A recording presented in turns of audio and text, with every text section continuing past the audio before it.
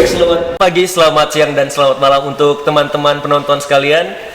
Assalamualaikum warahmatullahi wabarakatuh. Waalaikumsalam warahmatullahi wabarakatuh. Semoga teman-teman pendengar sekalian dalam keadaan sehat walafiat dimanapun teman-teman berada.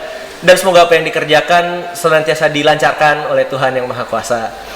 Baik, perkenalkan di kesempatan kali ini kami dari Kanwil Dijen Perbedaran Provinsi Papua akan memberikan edukasi dan pemaparan tentang perkembangan ekonomi dengan podcast Pokari, podcast ala Tresuri, seperti itu. Baik, di kesempatan pertama ini udah hadir juga bersama saya narasumber pertama kita, yakni Kepala Kanwil Dijen Perbedaran Provinsi Papua, Pak Saiful. Apa kabar, Pak? Alhamdulillah sehat, Mas Aryo. Gimana kemarin kurbannya, Pak? Kurban, luar biasa memang. Dan ini merupakan pengalaman pertama mungkin bagi teman-teman semua ya dalam penyelenggaraan kurban dalam rangka berbagi bagi saudara-saudara kita, baik yang merayakan ataupun yang tidak merayakan. Apalagi kondisi pandemik ini hampir bisa dikatakan mempengaruhi semua sisi dan sektor, baik sektor ekonomi, kehidupan maupun sektor-sektor yang lain. Iya, betul banget, Pak. Tapi Bapak hari ini fit ya, Pak? Alhamdulillah luar biasa. Udah berapa lama Pak nggak pulang, Pak? Kalau dihitung nggak pulangnya udah cukup lah ya.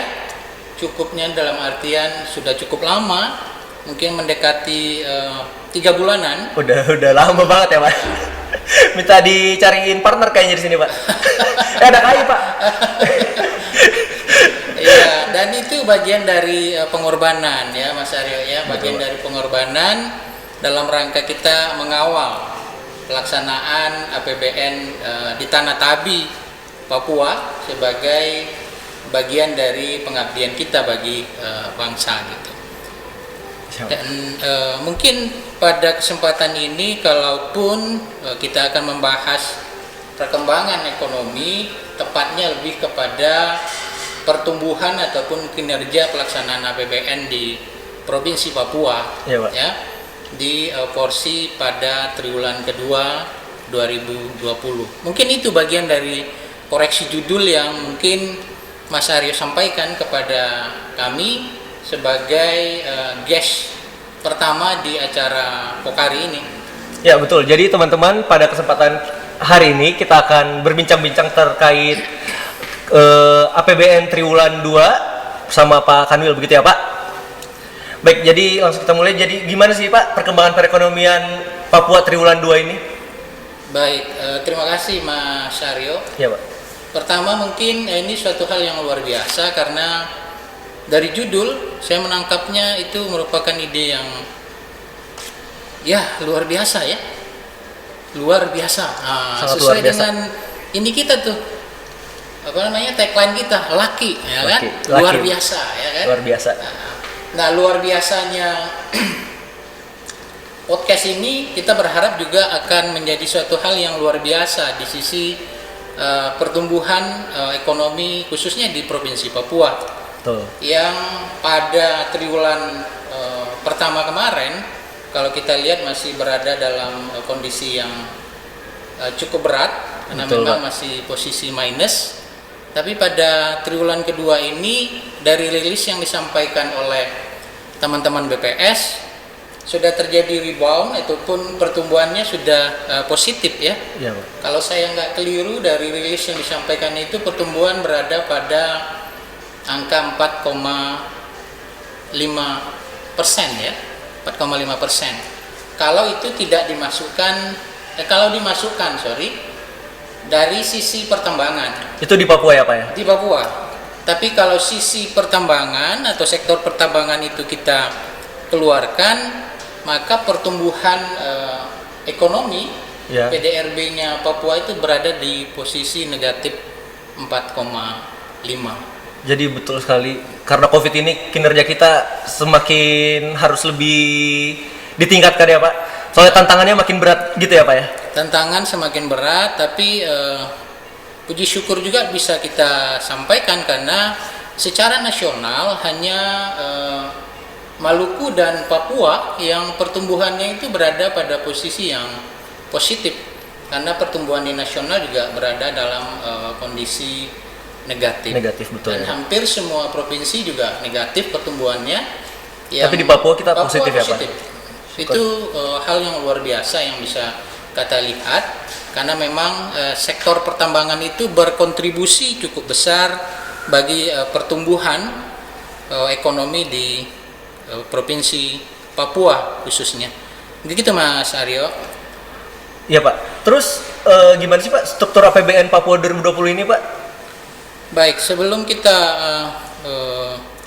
bicara lebih dalam terhadap struktur ataupun besaran APBN yang kita kelola di Provinsi Papua, ada beberapa hal yang patut kita lihat secara bersama-sama, karena bicara kinerja APBN triwulan kedua di Provinsi Papua itu akan dipengaruhi oleh beberapa sisi, ya, terutama seberapa besar pagu anggaran yang disediakan baik oleh APBN maupun oleh APBD dalam rangka meningkatkan pertumbuhan di Provinsi Papua sendiri.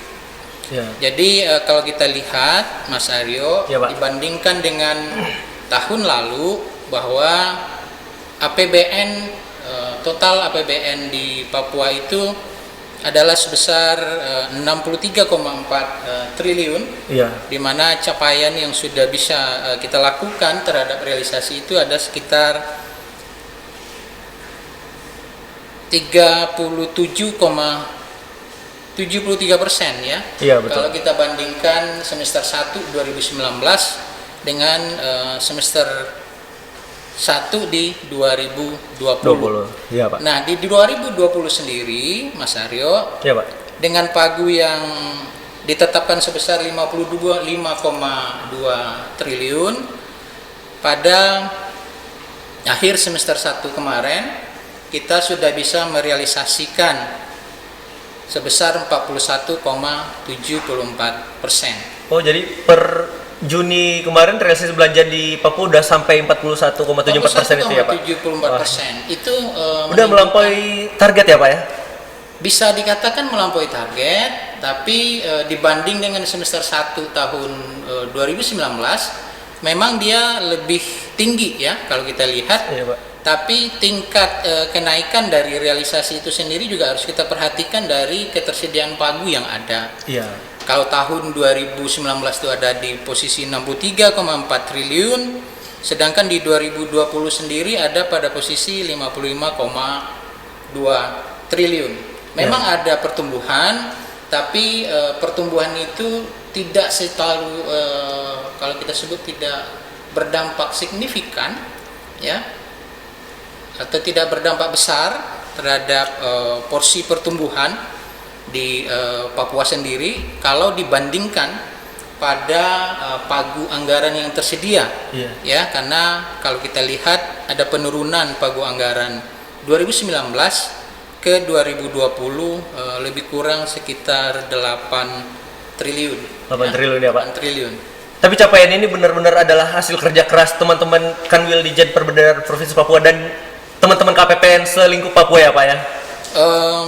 Capaian ini tidak terlepas dari kontribusi sebenarnya dari semua stakeholder kita di Provinsi Papua, baik teman-teman KPPN yang memang tersebar di 7 kabupaten yang ada di Provinsi Papua, di mana KPPN kita itu berada, termasuk juga di dalamnya itu adalah kontribusi dari upaya percepatan realisasi yang dilakukan oleh satuan kerja di dalam mengeksekusi anggarannya.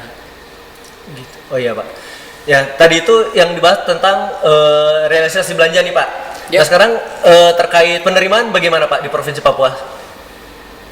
Kalau kita bicara sesi atau bagian dari penerimaan, karena kalau kita lihat dari porsi account yang kita punya di Provinsi Papua sendiri, sesungguhnya target penerimaan ataupun pendapatan negara yang ditetapkan itu sebesar 9,9 triliun di tahun 2020.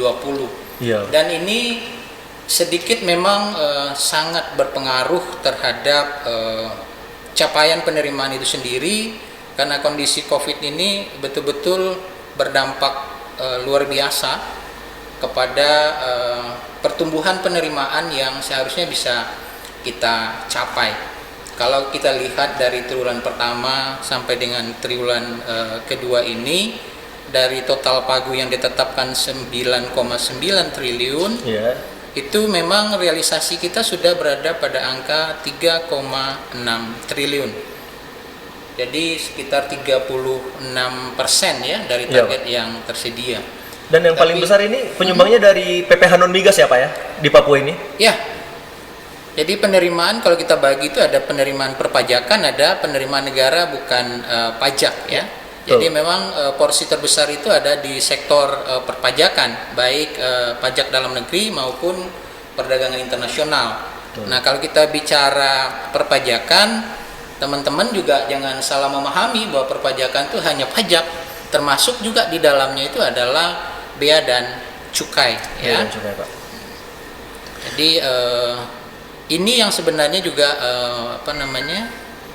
bisa meng-create penerimaan dari sisi PPH pertambangan ya, yang tadi di depan kita katakan bahwa pertumbuhan sektor pertambangan itu mampu mengangkat pertumbuhan ekonomi di Provinsi Papua secara garis besar.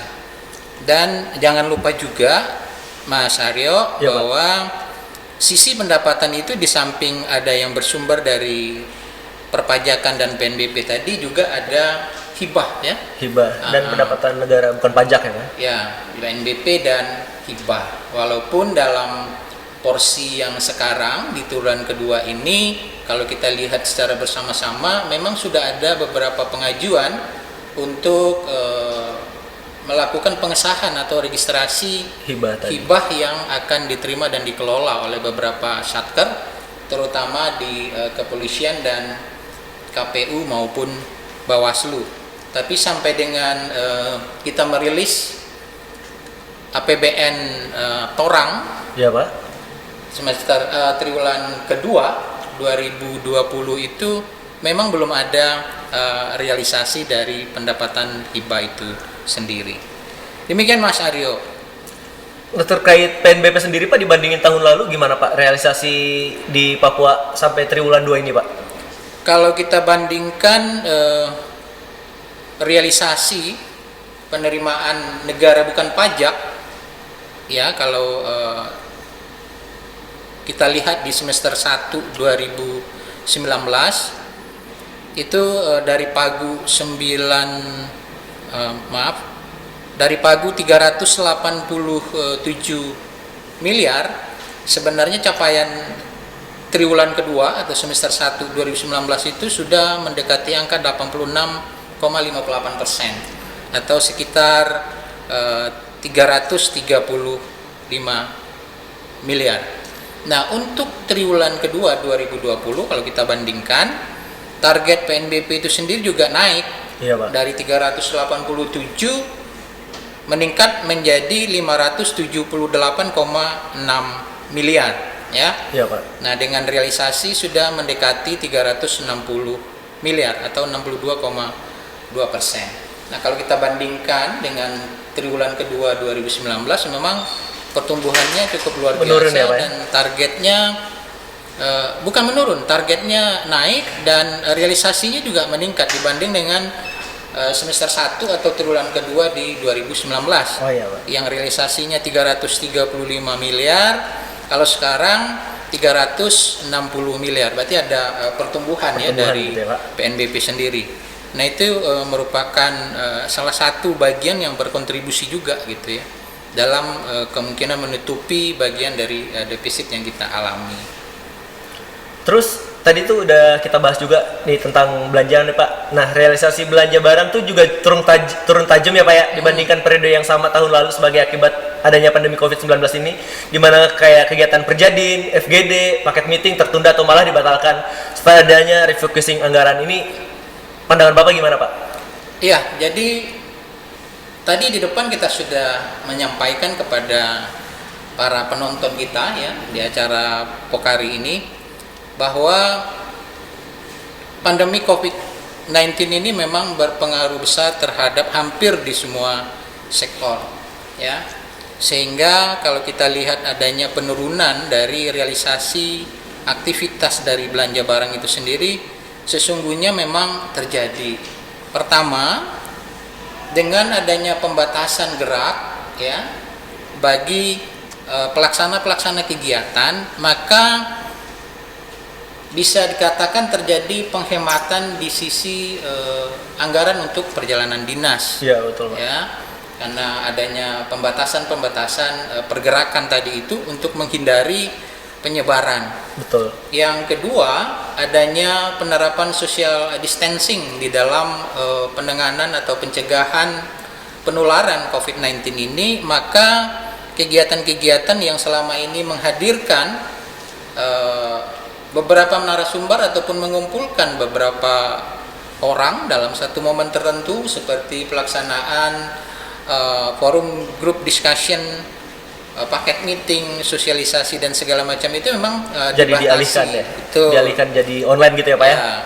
Sehingga realisasi dari belanja barang khususnya untuk perjalanan dinas itu memang mengalami penurunan yang cukup signifikan.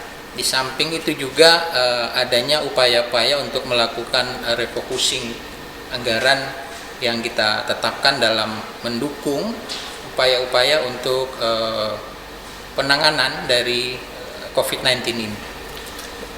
Betul, jadi karena adanya keterbatasan akibat pandemi ini, jadi semuanya dialihkan online, jadi kita harus melek teknologi gitu ya, Pak ya?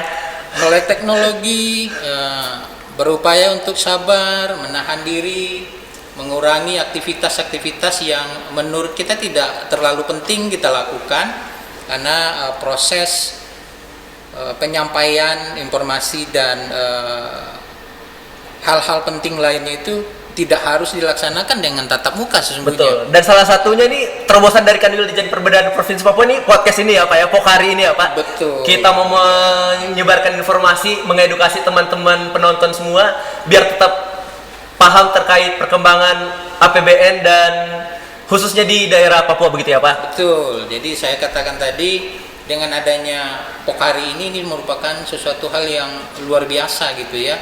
Dan teman-teman semua sudah bisa menangkap apa yang memang dari awal kita gadang-gadangkan secara bersama-sama, tagline Laki itu. Betul. Jadi luar biasa gitu ya.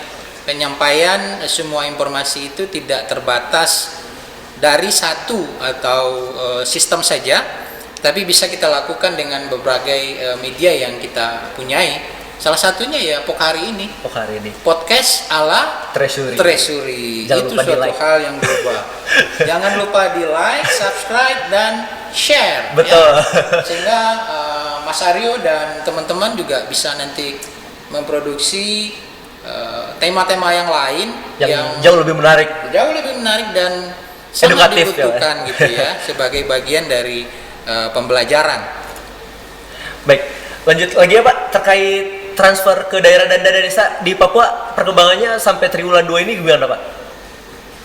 Transfer ke daerah dan dana desa. Nah, ini memang ada beberapa pengurangan sebenarnya ya. Kalau kita mau mulai dari kata itu, karena dari total yang awalnya itu sekitar lebih kurang 64 triliun untuk Pak. TKDD itu sendiri, sekarang berada di angka lebih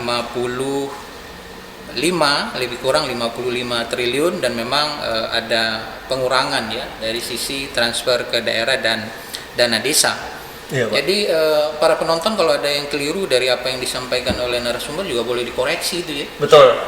Boleh dikoreksi itu. Ya. Nah, kalau kita lihat Mas Aryo, ya, Pak.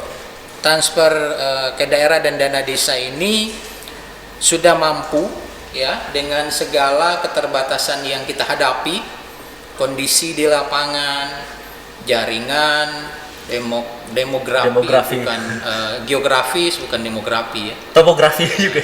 Geografis dan keterbatasan jaringan internet gitu ya.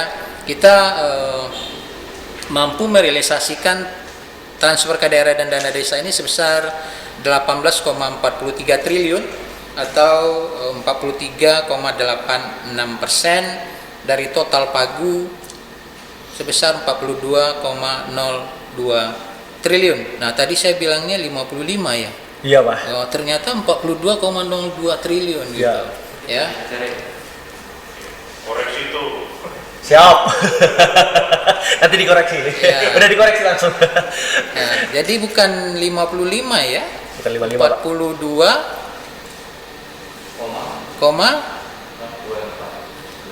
triliun.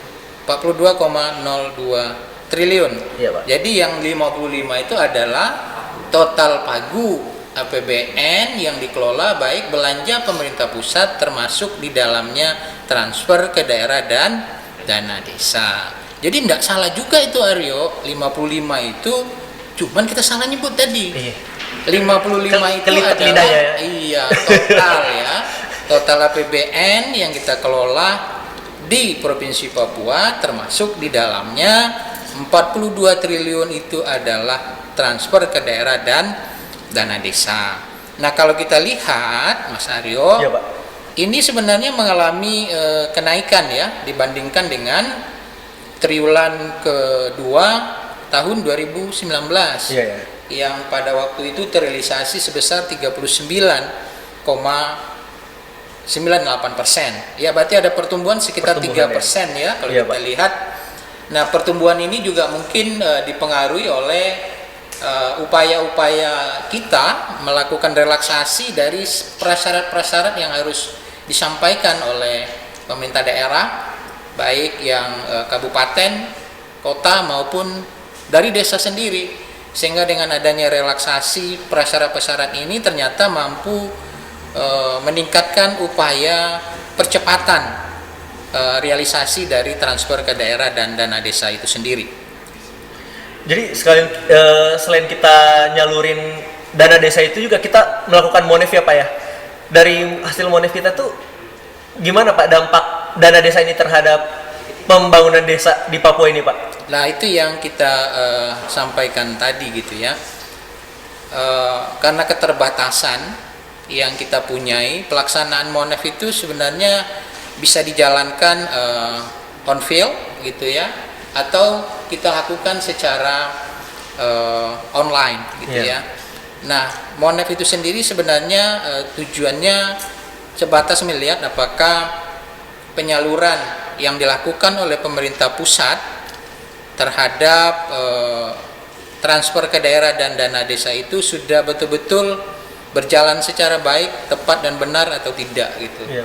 Apalagi ada perubahan pola ya, penyaluran atau transfer yang dilakukan untuk dana desa terutama yang selama ini ditransfer dari rekening kas umum negara ke rekening kas umum daerah. Setelah itu nanti pemerintah daerah baru melakukan transfer terhadap rekening kas desa, atau kalau di sini mungkin rekening kas kampung ya. Iya, betul. Kampung. Nah, tahun 2020 ini dilakukan proses penyederhanaan, tapi tetap dengan governance-nya yang dijaga, di mana dari rekening kas umum negara kita transfer ke rekening kas desa atau kampung sebelumnya melalui RKUD. Ya, di mana pemerintah daerah dalam hal ini sebagai pemilik rekening kas umum daerah sudah memberikan pendelegasian kewenangan bagi kita di Treasury untuk segera melakukan proses pemindahan pada hari dan waktu yang sama. Betul. Sehingga kita bisa meyakini pada saat proses transfer itu seluruh nilai dan jumlah itu sudah bisa diterima dan masuk di rekening kas kampung kalau di Papua, atau rekening kas desa secara nasional. Iya, Pak, dan betul di tahun 2020 ini penggunaan dana desa sendiri diprioritaskan untuk penyaluran dalam bentuk bantuan langsung tunai ya, Pak ya? Ada dalam bantuan langsung tunai, ada, karena memang tadi itu mendukung program pemerintah dalam rangka penanganan COVID sebenarnya ya, dalam rangka penanganan COVID, sehingga dampak COVID bagi saudara-saudara kita yang memang berada di distrik Triksik dan di kampung-kampung serta di desa itu betul-betul setidaknya dapat di cover dengan adanya bantuan langsung tunai ya dari dana desa itu sendiri. Dan ada juga DAK non fisik nih Pak untuk bantuan operasional sekolah di 3.194 sekolah di wilayah Provinsi Papua ya Pak. Betul. Dan ini juga hal baru ya, karena selama ini untuk yang DAK non fisik khususnya bantuan operasional sekolah ini dicairkan langsung dari pusat gitu ya. Nah sekarang itu disebar ke masing-masing KPPN, tidak ke semua KPPN, tapi di KPPN yang memang betul-betul ditunjuk dan ditetapkan. Kalau di kita di Provinsi Papua ini untuk DAK non fisik itu sendiri Ya, Pak. yang pada porsi triwulan kedua ini Mas Aryo itu sudah terrealisasi sebesar 1,94 triliun. Wah. Ya, bantuan operasional sekolah ini untuk 3.194 sekolah di wilayah Provinsi Papua, dan itu hanya disalurkan melalui KPPN Jayapura. KPPN Jayapura aja Pak ya? Hanya KPPN Jayapura, jadi tidak disalurkan melalui KPPN Merauke, Nabire, Wamena, Biak, Timika, dan Serui, tapi hanya satu tempat saja disalurkan Jayapura, ya, melalui KPPN Jayapura. Ya. Terus Pak, kita ke topik lain nih Pak, terkait review pelaksanaan anggaran di Papua. Capaian outputnya gimana nih Pak? Ya memang ada beberapa batasan-batasan tertentu sebenarnya yang perlu dijaga di dalam pelaksanaan review pelaksanaan anggaran ya. Karena ini melihat apakah eksekusi anggaran yang dilakukan oleh kementerian negara dan lembaga yang diimplementasikan oleh masing-masing satuan kerja yang ada di Papua ini betul-betul sudah mencapai target yang ditetapkan atau belum ya. Iya Pak. Nah ini sebenarnya inti utama dari review pelaksanaan anggaran yang patut kita lihat secara menyeluruh ya, karena RPA itu sendiri atau review pelaksanaan anggaran itu sendiri difokuskan kepada 5 ya. Kalau kita lihat itu berada pada 5 fokus utama atau output utama yang terbesar ya. Pertama itu ada di pembangunan jalan, yang kedua ada pembangunan jembatan. Nah kalau kita lihat dan teman-teman penonton semua lihat bagaimana upaya pemerintah untuk membangun Trans Papua itu ya, upaya percepatan pembangunan Trans Papua. Terus ada lagi pembangunan rumah khusus dan rumah susun. Terus ada juga outputnya untuk bendungan irigasi serta jaringan irigasi yang dibangun atau ditingkatkan. Nah kalau kita lihat dari masing-masing 5 output terbesar itu atau output penting kalau kita boleh sebut gitu ya, atau yang menjadi prioritas itu seperti pembangunan jalan itu total pagunya ada sebesar 373,3 miliar yang memang ditargetkan untuk 71 output ya, dan capaiannya sudah tercapai memang 11 km jalan gitu. 11 km ya. Kalau kita lihat sih masih kecil ya, karena ini belanja modal. Nanti bisa kita lihat secara bersama-sama apa faktor-faktor yang mempengaruhi terjadinya perlambatan eksekusi untuk belanja modal itu sendiri. Ya, pembangunan jembatan juga baru sekitar 119 meter yang sudah mampu diselesaikan dengan realisasi sebesar 16,5% dari pagu 162,2 miliar. Terus yang terpenting itu sebenarnya pembangunan rumah khusus ataupun rumah susun ya. Iya Pak. Yang sudah terrealisasi sebanyak 14 unit dari target 84 unit rumah susun ataupun rumah khusus ya, bukan rumah susun. Mungkin rumah susunnya 1 atau 2 gitu ya. Kita lihat nanti secara bersama-sama akan seperti apa. Terus untuk bendungan Mas Aryo memang belum ada realisasi sama sekali kan. Belum ada sama sekali ya Pak ini. Gitu ya.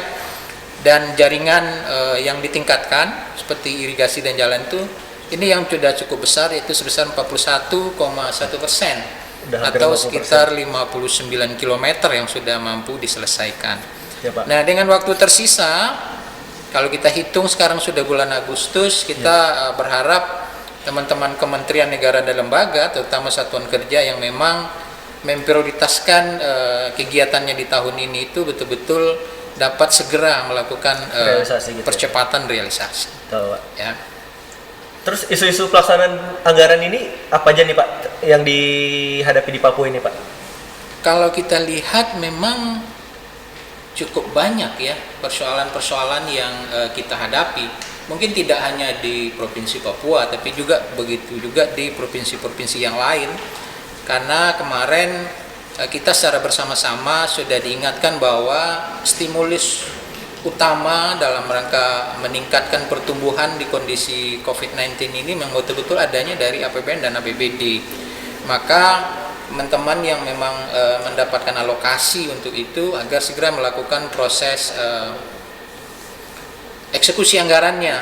Dan bahkan kemarin Bapak Wakil Menteri Keuangan sudah menyampaikan satu tagline yang menurut kita luar biasa, jalankan APBN, percepat realisasi ya. Percepat realisasi. Kalau saya nggak salah, benar apa salah itu ya? Bener apa salah?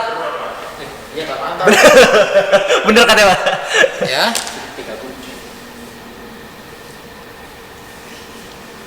Sehingga apa yang diminta oleh Pak Wamen ini menjadi tugas berat kita nih, karena dari total yang 2.700 triliun itu masih tersisa sebenarnya sekitar 1.700-an ya yang harus kita eksekusi sampai dengan akhir tahun ini. Nah, isu-isu tadi itu para penonton semua ada beberapa yang cukup signifikan khususnya di Provinsi Papua sendiri. Pertama memang isu COVID-19 itu menjadi trending topik ya sebagai bagian dari masalah di pelaksanaan anggaran ya, karena banyak kegiatan-kegiatan yang memang membutuhkan orang banyak dan pertemuan-pertemuan itu sehingga ini dibatasi. Terus adanya proses ini juga penyesuaian pagu pada Kementerian Negara dan Lembaga. Dan yang jadi isu klasik sebenarnya keterlambatan penetapan pejabat pengelola keuangan atau pejabat perbendaraan, yang saya katakan itu isu klasik. Mestinya pada saat DIPA sudah ditetapkan, seluruh pejabat pengelola itu sudah bisa kita tetapkan gitu ya. Iya, Pak. Terus ada pemotongan anggaran gitu ya, penyesuaian, dan kita juga masih melihat sebenarnya adanya gangguan-gangguan keamanan. Terus akses transportasi yang memang masih sulit kita jangkau gitu ya di tempat-tempat yang sedikit agak terpencil karena mungkin transportasinya agak sulit gitu. Jadi isu ini memang tantangan juga dalam pelaksanaan anggaran kita ya Pak di Papua ini ya Pak. Betul. Terus selanjutnya kita nih berusaha memberikan gambaran utuh mengenai kinerja pengelolaan keuangan kita nih Pak. Nah kita punya tools GFS kita sendiri bagaimana Pak perkembangannya Pak? Baik, itu biasanya GFS itu kan diukur setelah pelaksanaan anggaran itu selesai Ya, Pak. dan laporan keuangan juga sudah disusun dan bahkan sudah dilakukan audit. Nah kalau kita lihat dari kinerja pelaksanaan di 2019, Iya Pak. kita secara bersama-sama sudah mengetahui bahwa laporan keuangan pemerintah pusat itu diberikan opini WTP, alhamdulillah. oleh BPK ya. Jadi itu salah satu unsur penilaian sebenarnya bahwa tata kelolanya sudah menuju ke arah yang lebih baik Dan akan semakin baik begitu ya Pak? dan akan semakin baik. Nah, untuk GFS sendiri sesungguhnya merupakan konsolidasi dari laporan keuangan pemerintah pusat dengan laporan keuangan di pemerintah daerah, termasuk di dalamnya itu sebenarnya adalah operasional untuk BUMD maupun BUMN. Nah, pengintegrasian inilah yang selama ini kita dukung, kita siapkan dan kita susun. Untuk tahun 2019 sendiri kita sudah menyelesaikan ya apa yang kita sebut dengan GFS dengan data preliminary dan GFS dengan data unaudited. Dan ini juga sudah kita siapkan dan kita berharap sebelum nanti tanggal 31 Agustus dapat kita selesaikan secara bersama-sama. Karena patut kita sadari bahwa laporan keuangan pemerintah daerah yang terdiri dari 29 kabupaten dan 1 kota, 28 kabupaten, 1 kota dan 1 provinsi. Itu baru keluar opini laporan keuangannya itu 9 pemerintah daerah. Dan puji syukurnya juga dari 9 itu 8-nya beropini WTP ya, dan 1 WDP. Jadi WDP ini wajar dengan pengecualian. Ada hal-hal yang patut dilakukan, perbaikan-perbaikan. Nah, sisanya mungkin kita akan menunggu. Nah, ya Pak, demikian tadi ya bincang-bincang kita. Dan untuk mendapatkan GFS dengan kualitas optimal harus didukung dengan kualitas data yang terbaik dan valid gitu ya Pak ya? Betul. Dan untuk mendapatkan kualitas data LKPD yang baik, Kanwil DJPB juga telah melakukan upaya-upaya antara lain kayak melaksanakan koordinasi dan pembinaan akuntansi ke Pemda di Papua. Terus bentuk kegiatan yang telah direncanakan seperti kunjungan dan FGD di beberapa Pemda di Papua seperti itu Pak ya. Dan kita juga berencana akan melaksanakan FGD di Jayapura ini ya Pak ya. Betul, betul. Semoga tidak terganggu dengan COVID ini gitu ya. Iya, Pak. Kita berharap bisa kita lakukan. Tapi kalau nanti kondisinya juga tidak memungkinkan, mungkin FGD-nya tetap kita lakukan tapi dengan protokol COVID-19. Betul Pak. Sehingga upaya-upaya pencegahan penyebaran itu bisa kita deteksi secara bersama-sama gitu. Ya. Wah, nggak terasa nih Pak, udah 30 menit lebih kita berbincang-bincang Iya. santai Pak. Betul, jadi Aryo dari tadi nanyain saya terus, pusing juga menjawabnya gitu kan. Tapi ini merupakan hal yang luar biasa sebagai bagian dari upaya edukasi yang kita lakukan, Mas Betul. Aryo.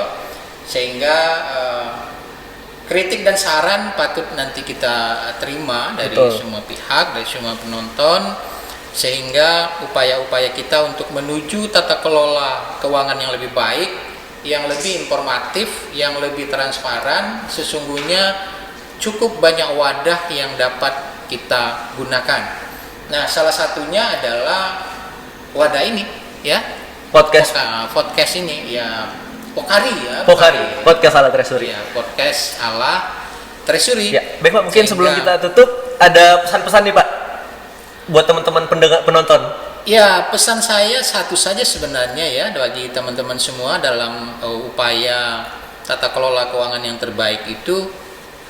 Saya mau ngutip satu hal dari apa yang disampaikan oleh Ibu Menteri Keuangan, karena tahun 2020 ini adalah tahun yang sangat sulit bagi kita, maka teman-teman semua penonton, baik penonton di lingkup Kementerian Keuangan, mari kita secara bersama-sama mengukir sejarah gitu, berikhtiar dan bekerja secara ikhlas bersama-sama, karena nanti kita akan dicatat oleh sejarah bahwa di tahun 2020 itu kita semua mampu mengukir sejarah dengan kemampuan kita untuk keluar dari tekanan dan kondisi COVID ini. Luar biasa. Kita kasih tepuk tangan dong.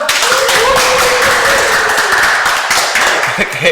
Satu hal lagi, maka tagline kita Lucky itu saya mengatakan satu hal yang betul-betul berhubungan dengan tadi itu, kita mengukir sejarah bersama-sama untuk Indonesia maju.